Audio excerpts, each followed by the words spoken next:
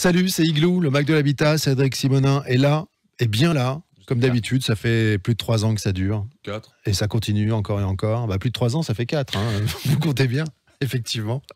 C'est pas mal. Commencez à chercher la merde. Ah, non, pas tout de du... suite. non, mais je suis content parce qu'on reçoit des architectes. J'aime beaucoup les émissions d'habitude où on reçoit des architectes. Là, il y en a 2 pour le prix d'un. Il s'agit de Maxime Kalili et Daniel Gasser de K++ Architecture Globale, un cabinet, une boîte qui a été créée en 2006. Plus de 50 collaborateurs, dont vous deux. Vous dirigez cette boîte de main de maître. Et on va parler avec vous d'un prix que vous avez obtenu, le prix citoyen pour un projet d'architecture exemplaire. Cédric. Oui, on aime bien mettre les architectes à l'honneur, surtout quand ils ont des projets qui sont vraiment symboliques, on va dire. Et j'ai vraiment souhaité qu'ils viennent en parler parce qu'il y a une double connotation. Déjà, le projet architectural en lui-même, plus le fait d'avoir gagné un prix, cocorico quand même, parce qu'on est quand même en Alsace. Ouais. Et puis il y a une notion sociale que j'aime beaucoup, et c'est pour ça que j'ai voulu qu'il nous en parle. Donc, vous avez gagné ce prix qui est appelé Prix Projet Citoyen, délivré par l'UNSA. Déjà, est-ce que vous pouvez nous dire en 2 mots qui est l'UNSA, et puis est-ce que vous pouvez nous expliquer aussi dans un deuxième temps la démarche par rapport à ce projet? Bien sûr, bonjour à tous. Alors l'UNSA, c'est l'Union nationale des syndicats des architectes français. Donc c'est un syndicat qui regroupe donc la profession des architectes autour d'événements, donc que ce soit des revues, des formations ou aussi des prix. Donc il y a le prix du projet citoyen, un prix qui existe depuis 20 ans. Donc c'était la 20e édition l'année dernière. C'est le trophée des jeunes talents. Donc là on est un peu trop vieux pour du coup concourir à ce trophée-là. Et le prix du projet citoyen, c'est quoi? C'est donc un prix qui distingue un projet exemplaire, mais avec issu d'une démarche. Donc c'est pas juste un prix d'architecture, comme il y en a beaucoup dans nos milieux. C'est vraiment une démarche concertée entre un maître d'ouvrage, un maître d'œuvre. Donc nous, le maître d'ouvrage, c'est le client, et le maître du jet citoyen, c'est celui qui va utiliser le bâtiment, qui va l'exploiter, qui va vivre dedans. Et vraiment, l'idée, c'est de présenter une démarche. Donc c'est un prix qui peut sélectionner un projet d'urbanisme, de paysage, d'aménagement, un équipement ou du logement. Voilà, donc dans les 20 dernières années, les prix étaient assez divers. Voilà, et donc le maître d'ouvrage, ça c'est un des partenaires importants dans cette histoire-là, c'est l'AEDE. Alors, l'AEDE, donc on a compris que c'était très coopératif, cette démarche. Et puis alors l'AEDE, vous pouvez nous en parler, c'est pour eux et avec eux, vous pouvez nous en dire 2 mots? Exactement, donc l'AEDE, c'est une association, loi de 1901, donc qui a été créée dans les années 1954, donc qui est basée à Hautefeuille, en Seine-et-Marne, dans le 77, et qui a pour vocation, donc cette longue histoire, de s'occuper de personnes en situation de handicap. Donc c'est vraiment du médico-social, donc ils ont une 30aine d'établissements dans l'Est parisien et l'Est de la France, dans le Bas-Rhin, 1500 résidents qui sont donc accompagnés avec un millier de salariés. Et donc, le public qui est pris en charge sont des personnes dans tout le panel de l'handicap, donc mental, psychique ou polyhandicapé. Donc, voilà, il y a un peu tous les problématiques qui sont prises en charge. Et là, en l'occurrence, je dis pas de bêtises, enfin, rectifier si je dis une bêtise, c'était plutôt focalisé sur la problématique liée à l'autisme, c'est ça? Alors, ma question, c'est pourquoi fallait-il une réponse adaptée justement à cette maladie qu'est l'autisme? Alors effectivement, l'autisme, c'est un sujet qu'on connaît tous à travers ce qu'on entend, ou le film Rayman qu'on a tous regardé quand on était enfant, et même moi, je ne connaissais pas grand-chose. Effectivement, donc sur le sujet qu'on a traité, effectivement, l'autisme, c'est en fait des personnes qui ont un trouble de la sensorialité, donc qui sont donc beaucoup plus sensibles aux stimuli de ce qui nous entoure, une lumière aveuglante, un bruit, une couleur trop vive, un espace trop vaste peut mettre en difficulté une personne atteinte de ces troubles-là. Alors bien sûr, il y a des personnes avec des troubles qui peuvent être insérées dans la société, ou qui vont à l'école, ou qui vivent normalement, voilà, qui ont cet handicap, mais qui peuvent être dans la société. Et là, en l'occurrence, l'attendu dans ce territoire-là, c'était des personnes, effectivement, 40 personnes autistes qui sont des troubles très, très, très lourds et qui ne peuvent pas être autonomes dans la cité. C'est clair. Alors vous, par rapport à ce projet, quelle a été votre démarche? Et puis, est-ce que vous êtes aussi fait aider, puisqu'on a parlé de projet coopératif, de sachants, d'experts, pour vous aider dans cette démarche? Voilà, donc ce travail qu'on a fait conjointement avec l'AEDE, donc ce porteur de projet, et eux aussi, ils connaissaient forcément bien le monde de l'handicap, mais peut-être pas encore à 100% l'autisme. Et donc on a monté ce projet-là, on est allé visiter des centres autistiques en France, à Niort par exemple, dirigé par le professeur Fiard. On a intégré dans l'esquisse une consultante, donc une docteure en psychologie qui s'appelle Claire Degène, et qui a vraiment permis, avec des échanges entre moi, l'architecte, l'utilisateur et elle, spécialiste dans ce domaine, de comprendre exactement comment appréhender et comment créer le bâtiment le plus adapté autour de cette problématique-là. Ok. Avant de rentrer après sur la démarche en elle-même et puis quelques exemples, est-ce que vous pouvez nous dire un mot rapide sur le projet? Où est-ce qu'il se situe? Le nombre de logements? Voilà. Donc c'est un bâtiment qui est situé en région parisienne, en 77, donc à Coulommiers. Le terrain a été choisi aussi dans le cadre de ce montage de projet. Hein. Donc j'étais en amont même sur le choix du terrain et sur la programmation. Donc c'est un bâtiment qui a une quarantaine de lits, donc une quarantaine de chambres, autour de 7 unités, de 6 personnes. Donc c'est vraiment l'esprit de créer pas un hôpital ou un établissement avec des grands couloirs et des chambres au bout du couloir. C'est vraiment créer des familles, créer des groupes de 6 personnes dans des maisons, qu'on appelle une unité, mais c'est plus d'ici. Le plan ressemble plus à un plan de maison avec un salon, une petite cuisine, un salon télé, un espace zen et un espace qui regroupe les chambres. Et ça, donc, regroupé dans un bâtiment, relié par des circulations et autour d'un pôle sensoriel, un pôle aussi médical au centre du processus, qui permet aux personnes aussi d'aller en balnéothérapie, aller dans un salon de beauté, une salle de motricité, un jardin sensoriel. Donc il y a voilà, toute une programmation qui permet aussi à ces personnes d'avoir un parcours dans la journée qui leur va. Et bien sûr, après, ça reste un équipement avec une grosse cuisine de production, avec des après, des choses plus classiques. Important aussi, avec la DE, on a aussi décidé très vite de créer aussi un studio pour accueillir les familles. Souvent, ces familles viennent du département, de loin, rencontrer leurs, je dis enfants, c'est des adultes, mais leurs familles qui sont dans cet établissement, ils ont l'occasion de pouvoir rester aussi un jour sur place ou 2 jours sur place. Et voilà, donc c'est aussi une approche assez humaine de la démarche avec les familles. En quelques mots, quelles ont été les problématiques auxquelles vous avez été confrontés et que vous avez dû résoudre? Alors, après la problématique d'un ERP, forcément complexe, type J, etc., et tous les thèmes qu'on connaît dans ce genre de bâtiment-là, c'était vraiment créer un bâtiment sur mesure autour de cette problématique-là.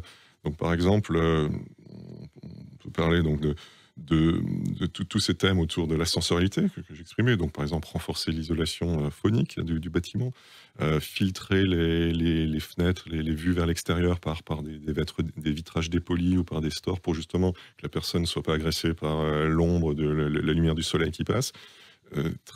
Travailler la thématique de la couleur, importante aussi, donc plutôt très neutre, très apaisé, sans reflet. Pas de couleurs vives, pas de motifs sur les revêtements de sol, par exemple, comme on trouve souvent. Voilà, donc tous ces thèmes-là, on les a intégrés dans le bâtiment. Mais pour que je comprenne bien, ça veut dire que quelqu'un qui est atteint d'autisme, si tout d'un coup, il a une lumière relativement vive qui traverse la pièce, c'est quelque chose qui peut le déstabiliser. Voilà. Même chose pour le son. Parce que concrètement, voilà. Là, vous voyez, les auditeurs, ils disent, OK, ils ont fait un projet, mais comment ça se transforme, cette problématique liée à l'autisme, et comment concrètement on le retrouve dans le bâtiment? C'est ça vraiment?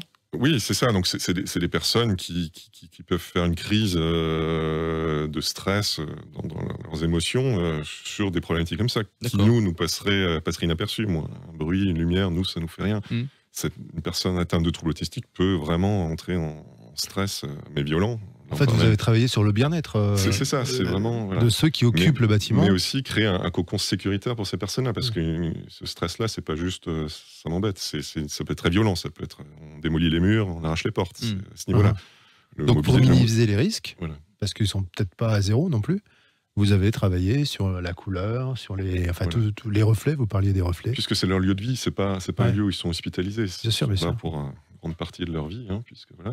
Et donc, pour que ce soit le plus agréable et qu'ils puissent le plus et alors, j'ai peut-être pas suivi depuis le début, peut-être quelque chose qui m'a échappé. Il est construit, ce bâtiment? Il est construit, effectivement. Et ils sont déjà dedans? Il y a 2 ans, oui, tout à fait.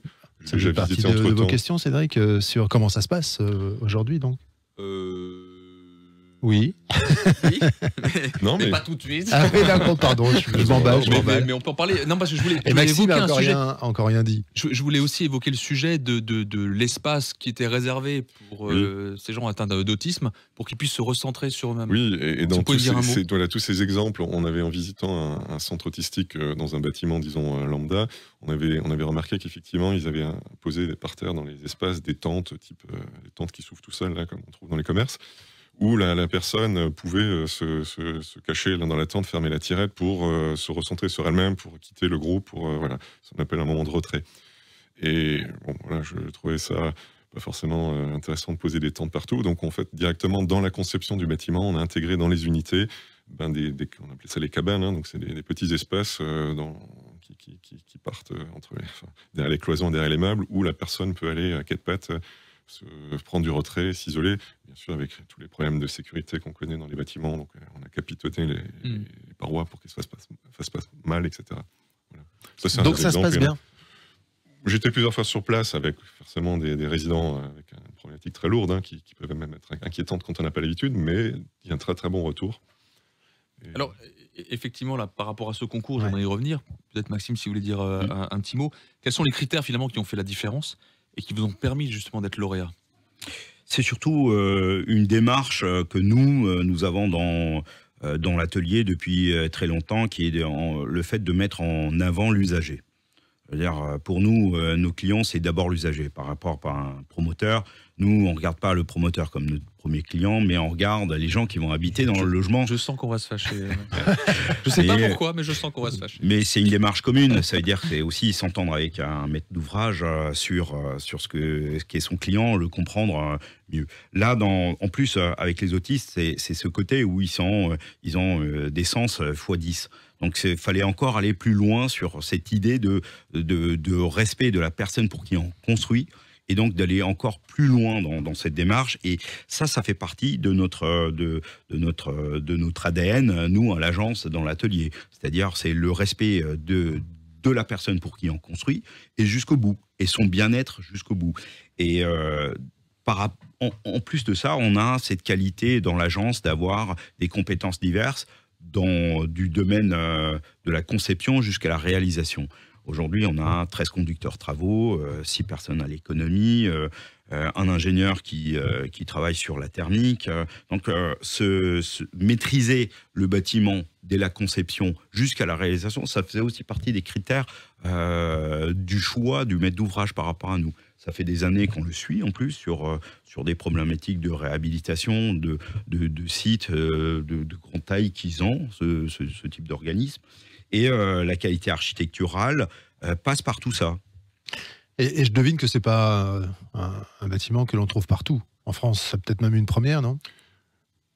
Alors, il y a d'autres établissements, effectivement, sur la prise en charge de l'autisme. C'est vrai qu'en France, on est un peu en retard, a priori. Ouais. Enfin, je ne suis pas spécialiste, mais j'ai cru comprendre que l'autisme n'est pas un handicap qui est lourdement suivi. Et en cas d'élection des candidats, on n'en parlera plus jamais. C'est vrai que ce modèle bâtiment, je l'espère... Il faut dire que dans le domaine de la psychiatrie, effectivement, les hôpitaux psychiatriques mélangent énormément de cas différents. Les autistes sont pas du tout comme les bipolaires, comme d'autres handicaps psychiatriques. Et à ce niveau-là, oui, on commence à différencier vraiment et à spécifier. L'AEDE est reconnue aussi pour ça. Voyez, vous qui ne saviez pas où atterrir pour vos vieux jours, on a pensé à vous. J'y pense. Voilà. En tout cas, combien sont-ils dans ce bâtiment? Alors, il y a 42 résidents et 80 personnes salariés qui travaillent avec eux. D'accord. Jour et nuit, puisque ça tourne forcément, mais c'est 80 personnes. Ok. Et par rapport à ce qui existe comme modèle, alors j'ai bien compris que ce n'était pas une première, est-ce qu'il y a des différences? Est-ce que votre façon de travailler, ce que vous avez construit, fait la différence? En gros, est-ce que ce prix est mérité? Oui, bien sûr, non, mais je plaisante. Qu'est-ce qui a changé vraiment par rapport à ce qui existait, pour finir et pour conclure? Alors, le prix, c'est une chose. Bon, c'est vraiment une démarche entre archi, avec l'UNSA, etc. Donc, on l'a eu, ça a été salué pour ces critères-là, effectivement, aussi de qualité de la démarche et de l'architecture. Après, nous, vis-à-vis de la thématique de l'autisme, oui, j'espère, avec ce client-là, avec l'AEDE ou d'autres associations, pouvoir encore, déjà, toute l'expérience qu'on a emmagasinée sur ce premier projet, et pouvoir le remettre en action sur un autre. On a déjà 2 autres projets en cours, d'ailleurs. D'ailleurs, oui, je suis en train de refaire un pôle autistique. Le permis obtenu, on a démarré le chantier, donc effectivement, ça fait boule de neige. Et c'est encore, il y a 15 000 questions, hein, c'est encore une base de travail pour un autre projet, pour d'autres handicaps? On travaille sur d'autres bâtiments pour accueillir des polyhandicapés, donc qui ont des thèmes forcément importants aussi, mais vraiment l'autisme, c'est le plus qui va le plus loin dans la sensorialité. C'est vraiment... Et alors, encore une question, j'arrête plus, mais c'est vrai que normalement, le handicap devait être au cœur du mandat présidentiel. Bon, on peut en discuter longtemps. Je ne sais pas si ça l'a été réellement. A priori, pas trop quand même. Mais est-ce que l'État vous aide justement sur ce genre de projet ? Alors, l'association, la UDE, c'est une association loi 1901, donc avec des fonds qui filent avec des fonds publics. Donc, cet établissement-là est financé par l'ARS, l'Agence régionale de santé. Donc, cette volonté aussi de ce territoire, la Coulommiers, c'est l'ARS qui a dit qu'il faut créer 42 lits pour des autistes. Donc c'est l'État qui finance quand même. Ok, c'était important de le préciser. Voilà, mais est-ce que c'est suffisant ou dans tout oui, ça, c'est une autre je ne question. saurais pas forcément le dire. Merci beaucoup. Merci Cédric. Merci à vous. Merci, on retrouve l'émission et toutes les autres sur Facebook Igloo On Air, en podcast, toutes les plateformes de podcast et sur YouTube, bien sûr, sur topmusic.fr, évidemment. Merci messieurs, à très bientôt.